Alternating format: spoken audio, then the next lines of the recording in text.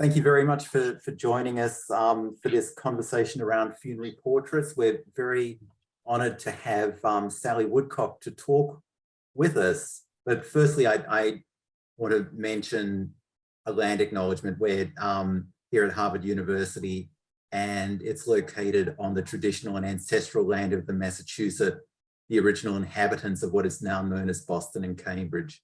We pay respect to the people of the Massachusetts tribe, past and present, and honour the land itself, which remains sacred to the Massachusetts people.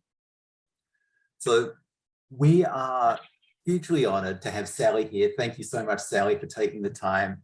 Sally is a very dear friend, and I'm very happy to be able to share a screen with her.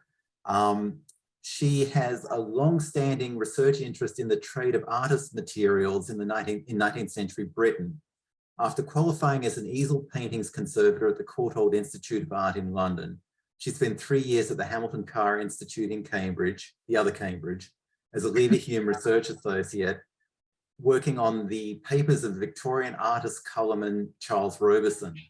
In the following years, she was a museum and freelance conservator, edited the International Institute for Conservation's publication Reviews in Conservation, and taught the history of art with material studies at University College London before returning to Cambridge University, where she was awarded a PhD in 2019 for her thesis on Charles Roberson, London colourman and the trade in artist materials 1820 to 1939. She currently holds a Paul Mellon Centre Postdoctoral Fellowship and is based at the Centre for Research in the Arts, Social Sciences and Humanities in Cambridge until December 2022. After developing a research project entitled The Starving Artist, the romance and reality of suffering for art in the long, hard 19th century, which combines the history of art with social and cultural history to illuminate the lives of the lower ranks of British 19th century artists and explore the issues of Victorian artistic poverty. So thank you very much, Sally. And you wrote the article on mummy.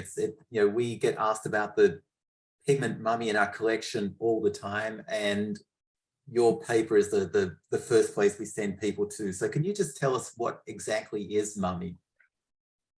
The short answer is that it's paint made out of people, which seems slightly an extraordinary thing to say, but its principal ingredient is the ground up bones and sometimes wrappings, sometimes bituminous flesh parts of ancient Egyptian mummies, and sometimes feline, but usually human. And it was a paint that was sold by Coleman in London, but also in France, in Paris, and in Germany. It's largely a European pigment. It had its heyday in the 18th and 19th centuries, which of course coincided with the high point of European colonial rapaciousness and the removal of archaeological artifacts from Egypt. And they were brought to Europe and made into paint. This begs a whole much longer answer about what is exactly contained in the embalming resins that we use for mummification. And there's a huge literature on this and a lot of contested material, but generally it's agreed that the reason mummies were made into paint is because bitumen had long been a material used for artists' paint, and people assumed that the mummification process used bitumen, and therefore mummies were suitable material for paint. It's a strange footnote in the history of artist materials, and one that when I started working on the material of Charles Roberson Co, I found, we actually had part of a mummy in a cupboard and samples of paint and articles about mummies and about Robeson's use of mummies, and it struck me as something which begged further research, hence the paper some time ago. I mean, there are other bituminous pigments that are available, you know, like there's Van Dyke Brown and there's bitumen, you know, you can buy those things, but is there something that people thought was special about mummy itself? I know it was used as a medicine, but, you know, were artists trying to capture something else by using that particular brown? I mean, it's a good question. I think, you know, it is largely the allure of using something, you know, that has that connection to antiquity. I mean, the sort of fascination with Egyptian culture and ancient Egyptian life was reflected in the paintings of Poynter and Ahmad and the sort of Egyptian mania of the Victorian period. And I think artists got sort of caught up in that. What I have found is there seems to be, it seems to be less widely used than the literature would suggest. It isn't a massively common pigment to find in a palette or in a paint box or in an artist's inventory. But it was something which, you know, was used as a paint. And I think artists reported it having very nice handling properties. It was largely used for glazes, shadows, hair and flesh tones. So you tend to find portrait painters using it. And they liked its handling properties and its initially pleasing results. They also reported it cracking and it going sort of grey and splintered and dull. So its stability, there were questions about its stability, as there were about many of these bituminous pigments. But I think largely it was chosen over others because of that connection to ancient Egypt. Having said that, not all artists understood where it came from. And there's a very well-known story about Al-Mutadama seeing artists come and preparing mummy, which is likely to be Roberson because he was a Roberson customer, and then coming to lunch with Burne-Jones and talking about it, and Burne-Jones being horrified to realise that actually the tube of paint on his easel was made of human beings, and insisting on bringing it and having a serious, you know, formal burial of his tube of paint, and one of his daughters putting a daisy root above it to mark its grave. And, you know, he had no idea what he was painting with. Others seem to be completely aware of it and not bothered at all. There seemed to be no disquiet about it. I think it's you know, a time when perhaps death was slightly more evident to people than it is to us now. You know, people were more exposed to illness and death, and also they were less sort of sentimental about human remains, and had less, you know, understanding of archaeological artifacts. So they seemed very unbothered by it. I think it's fascinating to think that Burne-Jones probably gave this tube of paint a Christian burial, which is very different to what the Egyptian person who was in the paint wanted in the first place. I'm afraid so. I suspect hymns were probably sung. So, but you feel at least, you know, there's something quite touching about the fact that he bothered and that he recognised that there was an ethical you know, dimension to using it. So Al-Mutadama, who, you know, was very much immersed in Egyptian culture and you know, was very keen on documenting, having his paintings use well documented images, and he made lots of sketches and notes from original objects. He seemed much less appalled by it, but also I haven't found him using mummy as a paint. You know, it'd be interesting to think of him painting mummies with mummy, but actually, as far as I can see, I'd have to go through every page of a quite extensive account to be absolutely clear, but I've never found any suggestion that he used them, and possibly that is because he had a, you know, interest in and respect for Egyptian culture in a different way. But Burne-Jones, slightly softer individual, more sentimental maybe. So you mentioned two giants of 19th century British art having mummy as a pigment. We've looked for mummy in one of our paintings, a portrait of Philip III of Spain, the artist Pantoja de la Cruz has mummy listed in his inventory, but we didn't find any mummy on the painting. And I don't think it's ever been identified on a painting, but do you know other artists that might have used it? There are other artists, and you sometimes find them in inventories of some of the rather less successful portrait painters. And it was never a very expensive paint. So you quite often find it, people sort of lower down the artistic sort of pantheon.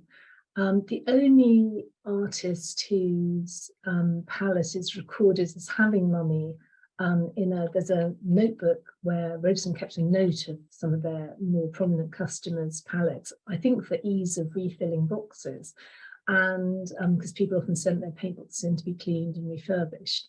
And the only one is James Jabusa Shannon, who was a portrait painter again, and because it was specifically recommended as being good for hair and flesh tones, I think you tend to find more portrait painters using it. But it is one of the things that would be very interesting to go through the accounts with Roberson, which show you what people were buying when, and to map the sort of rise and fall of mummy, if you like. I mean, by 1903, Roberson say that there isn't much demand for it, and the mummy lasts them 4 or 5 years. And I did look at, there are a few stock taking records in the Roberson archive to see if I could see how much mummy they had. And there's only one which mentions it in 1913. And all it says is 1 box, same as 1912, implying they hadn't really sold any. But they continued to offer it till 1939.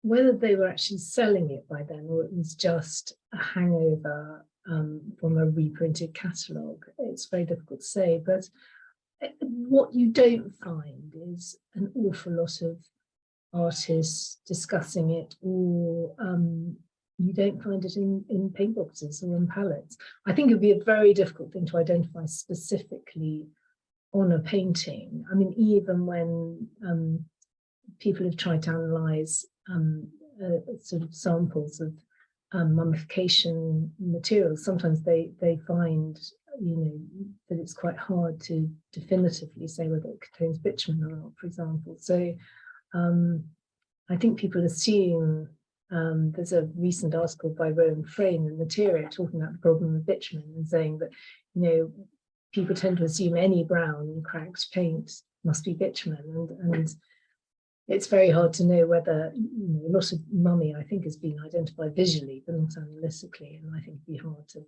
prove. So my answer is not really. I can't really tell you that there are loads and loads of artists using it, because the majority of Roberson's customers didn't. And there are very few other comparable records like the Roberson archive that gives you an exact list of what an artist was buying. Unfortunately, Winsor & Newton, whose archive also survives in part, appear to have thrown away all their artist records, so you can't tell what they were buying. And in fact, Burne-Jones, who is known to have bought mummy, I didn't actually find it in his account. So whether he bought it from Roberson or somewhere else, I don't know. But so, I think the records themselves are quite sparse, and it wasn't the most widespread of pigments. So it's interesting that you mentioned those 19-teens accounts of mummy, because the tubes of paint that we have in the Forbes pigment collection and that are in the exhibition in the gallery are from 1915. They were bought by Edward Forbes when he visited London and picked them up.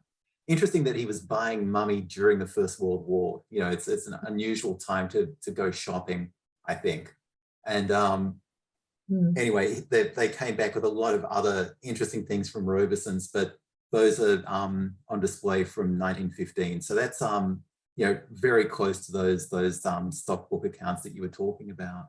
Well, I think I should also say that Roberson were rather old-fashioned colourmen and tended to keep old stock way after it was possibly being sold by others. So it also may be that Forbes bought them, as historical, of historical interest even by then, because I don't think Roberson was selling very much, and they tended to, they continued to sell paint in bladders long after other people.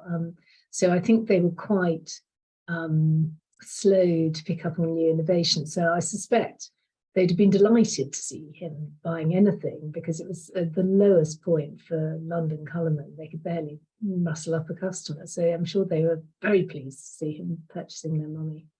And in fact, we do have a bladder, and I think it's the very early 19th century. So he might have picked that up at the same time.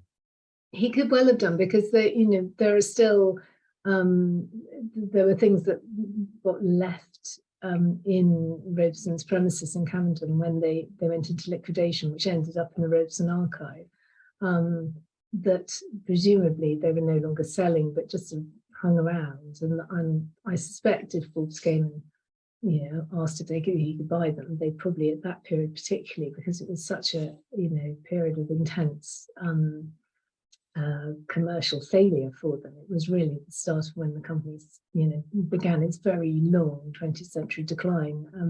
They may well have sold him things which they had but weren't on common sale. So interesting that he was there then. So I wanted to ask you too, Sally, because we're just nearing the end of our time.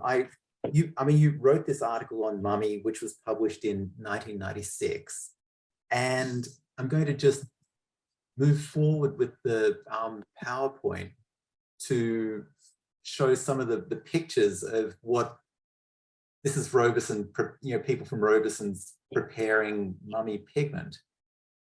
And I'm just wondering if you've noticed a change in attitudes towards the pigment or towards Egyptian artifacts connected with human burial across that, that sort of 25 years of time between you doing the research. And I suspect people ask you to talk about this more often than you would care to admit. Well, I find it's interesting that I think by 1996, the change in attitude to mummy itself had already occurred some time ago, because people had recognised it was both ethically and technically an unsuitable material for making paint. So I think mummy as a pigment was by then very firmly of historical interest only. I mean, I think these images are interesting in that they are so sort of so casual in a way. These people grinding up this human body and making it into paint. It is rather extraordinary to see it happening in Longacre in London without really a care in the world, particularly where they show parts of people's arm. It's a very strange thing. So I think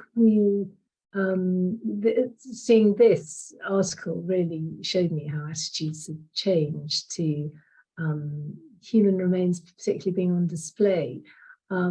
I think the major change has occurred in general in museums, in their sensitivity to having human remains in their collection. And I think I was saying to you earlier that the Science Museum has very carefully counted exactly how many objects in their collection contain human remains, and they have a discussion document on their website. And there are over 4,000 of them. And I was looking at it thinking, God, it's a huge number. And then you realize that about 2,000 of them are gallstones. So they're not full corpses or, limbs or teeth or anything that feels, gallstone, I have to say, feels less personal than something like these arms. And you might think that, but a very good friend of mine just had some gallstones taken out, and they were as big as hard-boiled eggs, and they deserve to be in the museum. Well, I know people do make jewelry out of them, and rather extraordinarily, when you're, I was trying to, been thinking about mummy again for the first time in a while, and I was trying to think, is there any other pigment made out of human remains? And I was, at some point people thought caput mortuum was, but it probably wasn't. And I was sort of looking at that and then realizing that there's a whole industry of painting portraits of your deceased loved ones with their own ashes. which has this sort of funny echo of using mummy. And obviously one assumes there's more of a consent opportunity for this sort of thing, but it does seem, there's a lot of jewelry people wear with their loved ones' ashes in it. And I did think, yes, that is the sort of an extension of mummy in some ways. I still find it quite strange, but obviously for some people it's very important for them. So interesting. But I think there is a step change in attitudes to human remains, and I think it's interesting to see where that will go. Once upon a time in the 19th century, we were happy to go and look at living exhibits of foreign peoples on parade, without thinking that this was peculiar, and now we would no longer do that. So maybe in time we'll change our attitudes to having mummified remains on display. These changes are quite slow, but it'll be interesting to see what happens. Particularly, there is a movement to try to return looted artifacts to Egypt, and the Egyptian government's very keen on that, and you can understand why. So it'll be interesting to see what happens. Yeah, I agree with you entirely. I think there is a strong movement towards respecting human remains, and personalizing mummies rather than having them as an object of fascination, actually recognizing that they're a human being like us. And so there's a big shift. So yeah. I wanted to ask you, Sally, is there anything that you would like to say? Is there anything that, anything more that you want to add to the conversation? Well, I suppose really that it's interesting that people are still fascinated by this. Of all the papers I've ever written, it is the one on mummy that people ask me the most about. You're right. And it does, I think, it's one of those things where you think the Victorians are rather like us. You think, oh yes, they're obsessed by their houses, and they're, absolutely constantly taking photographs or portraits of themselves as soon as they could. And they're, the whole celebrity culture developed in the 19th century, and they feel quite similar to us. And then you find them grinding up dead foreigners to make paint, and they're very different. So for me, mummy was that sort of watershed between, the Victorians and me, where I felt very strongly it's a real indication that we're not like them, and in some respects. And I suppose the growth of archaeology as a discipline, academic discipline as well, has made a big difference to how we treat these things, and it's a good thing. And so I feel it was interesting to write it. It's nice that people found it so interesting. Yes, that's what's interesting about this last image you're showing, is that the two objects in the front appear in the 1903 newspaper cutting, because that blob of paint on that muller you can see in the photograph of the chap grinding up the mummies. So it's a real connection, the Roberson archive, to the past and to this colour shop on Longacre, and I was really like the idea that these things were sitting in Longacre being used for these purposes, and there is a connection to us today, particularly as conservators, trying to find out about paint in the paintings we treat, and learn more about it. And so this archive is a very important link to the past. Thank you so much, Sally. Thank you. I wanted to open up to the audience and see if there are any questions that we might have. And it looks like we're waiting for questions, so please put them into the question chat. No, you seem to have given the audience exactly what they wanted. Well, I think also the exhibition, answers a lot of questions. I love the online component, which obviously I'm here in rural Wiltshire in England, but it was very nice for me to be able to visit the exhibition sort of virtually in that way. And so, a lot of the questions are answered there. So thank you very much for allowing me to come and join in.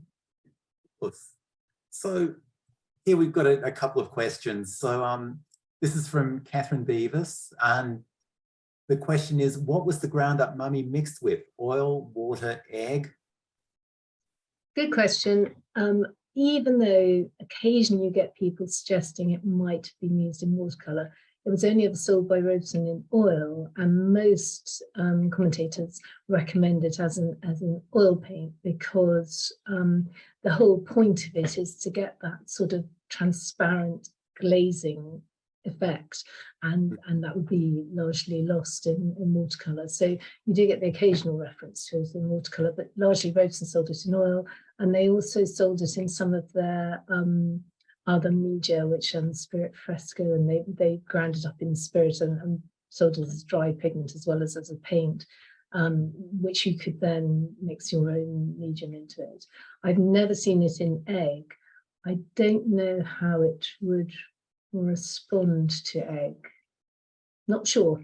You'd have to try. Yeah, I think bituminous pigments are really just an oil-based thing, really. That's for that transparency, that they have a refractive index that's quite similar. So that's why. There's a question here from the curator of the exhibition, Susanna Ebbinghaus, and she asks, how does the use of mummy as a pigment tie in with early connections between medicine and pigments? Because we all know that people eat things to get better, and pigments are something that they've tried. Yes, and that's the sort of crux of I think the explanation for why mummy was used as a pigment at all, is that bitumen was used as a medicine. People assumed that mummies contain bitumen. Mummy became used as a medicine, and in the early period, apothecaries were the people who sold you the raw materials for paint. And the artist colourman is a relatively modern phenomenon, and really that kind of specialised trade really only started really establishing itself in the 18th, 19th century. There are earlier examples, but as a manufacturing trade, it's much later. So it seems to be the connection between apothecaries and the drugs trade that made this change, sort of step over into paint as well. And you do find bitumen had long been, even during the Crusades, had been prescribed for fractures and bruises. It's meant to have healing properties. And so, yes, it was basically an offshoot from the drugs trade, as are quite a few other pigments. And that's one of the reasons it's very hard to sort of get an earlier date for mummy as a paint. It seems to be a sort of 17th century phenomenon. In the 17th century, it was first named as a paint specifically for artists. And so when you get mummies being imported into England in earlier centuries, it's very hard to differentiate between their use for drugs and their use for artists. So you can't really differentiate the two. But yes, there is a distinct connection between drugs trade and the trade in mummy as pigment. So that's a very good question.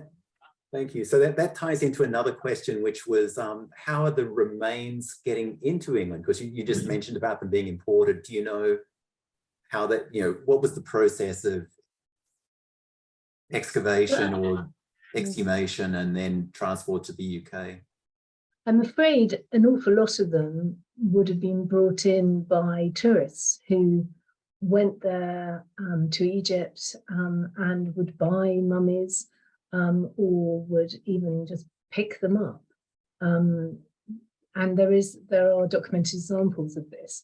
There was also a fairly healthy trade of the local population, realizing that there was a market for them and selling them to people visiting. The Egyptian government did try to limit and restrict exports because they realized that their cultural heritage was being ransacked. This seems to have been largely ignored by many people bringing things home, or they somehow got around it by bribery or hiding things in sketching tents and all sorts of things. So, so some of it was illicit. at the earlier period, it seems to have been brought back fairly openly as a commodity, a traded commodity. There's cargoes in the London port books that include mummy. So I think what Roberson seemed to be doing in the sort of later 19th century and the early 20th century is buying it fairly casually when they needed it. They never had a supplier of mummy in their purchase account books. And at one point they advertised to try and find a mummy, see if anyone had one. And people actually, had them as sort of ornaments and in personal collections and sold them to Roberson in the end of the 19th century, early 20th century. So it's a fairly ad hoc trade, but I've never found any definitive supplier that was the middleman between Egypt and Roberson. It seemed to be this rather casual, opportunistic purchases. And there's a question related to that idea of importing and keeping track of things, which is, do you know the locations of mummy brown samples today? Or is it just too many? Are there too many of them around the world? I know a few of them. There aren't that many of them, actually. When you're actually trying to look for them, there's probably more than I realise, because they'll be in paint boxes and they'll be in storage and in museum collections. But actually, I don't know of them all, and I don't know of them in great numbers. When you actually try to contact museums to find out if they have them, when I was writing the paper, some years ago, the majority of them didn't have any. Roberson only have samples of actual mummy before it was processed. There are no tubes of mummy paint in the Roberson archive anymore. So, the Forbes collection, it's one of the few I know that actually has them and has a documented source and a documented date for purchase. It's really an important example. I'll be more careful with them. Thank you. We're running out of time, but I just wanted to wrap up with this one final question, which was, is there a plan to put the Roberson archive online? Is that something that's on the cards or not? You would have to ask Emma Hammond, the new director of the Khandekar Institute, what her plans are, but we have discussed it, and it is something that would be very dear to my heart. And what I would dearly love to see is a photographic representation of the Roberson archive that would allow people to look at it themselves. I think the idea of optical character recognition or transcription is far too complicated. What people actually want to see is the real records, and it would be an extraordinary resource for people. It's just, there's a wealth of material, and my PhD only looks at one aspect of it, and that should be published, I hope, next year in book form. But I would very much like to see it available to people, and I still, I left the Khandekar Institute in 1994, and I've continued to send answers to queries all over the world ever since. And recently talking to someone who's writing the catalogue version of Millet, and sent him the images, and I know that's going to be such a rich resource for a really important publication. So yes, I would be delighted. It is, as ever, the funding, but there is definitely, Anna Hammonds is she's a technical art historian. She's very interested in trying to make things more accessible, and I would wish her the very best of luck in being able to do this, because it's a terrific resource, and I would really like more people to have the opportunity I had to, immerse myself in it. It would be fantastic, but failing that, I think people should rush to the bookstore and pre-order copies of your thesis.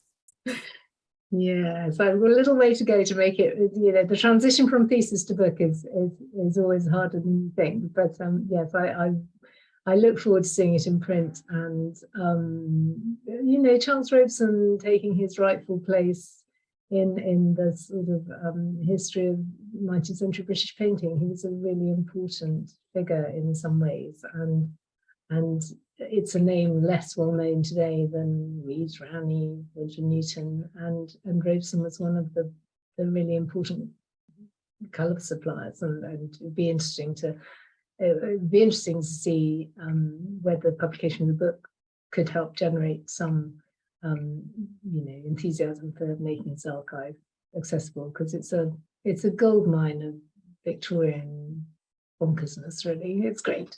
You know, people would find it very useful, and it does have these strange, extraordinary things like pictures painted with mummies. Very strange. So I think Victorian bonkersness is exactly what we've just been talking about. Thank you. Thank you so much, Sally. It's been an absolute pleasure seeing you and chatting with you about this. And thanks to our audience. I want to close by mentioning the next conversation around funerary portraits is on November the 9th. So if you're interested in that, please tune in. And I thank you all for participating in this conversation.